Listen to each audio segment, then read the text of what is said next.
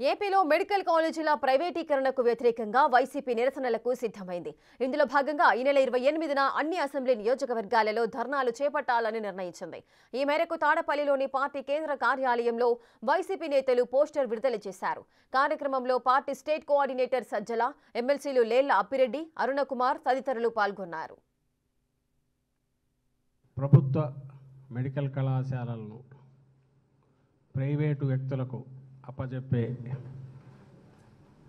దుర్మార్గపు ఆలోచన చేసిన చంద్రబాబు కూటమి ప్రభుత్వానికి వ్యతిరేకంగా ఆ ప్రతిపాదనను ఇమ్మీడియట్గా ఉపసంహరించుకోవాలని, ర్యాలీల రూపంలో ఎక్కడికక్కడ ఒక తేదీ పెట్టుకుని రాష్ట్రమంతా జరపాలని వైఎస్ఆర్ కాంగ్రెస్ పార్టీ నిర్ణయించుకున్న దాంట్లో భాగంగా ఇప్పటికే సంతకాల ఉద్యమం మొదలైంది. అన్ని నియోజకవర్గాల్లో కింది స్థాయి వరకు నాయకులు కదిలారు. చాలామంది స్వచ్ఛంద సంస్థలు, సివిల్ సొసైటీ అంటే వివిధ సంఘాలు, ప్రజా సంఘాలు వాళ్ళు కూడా పార్టిసిపేట్ చేస్తున్నారు.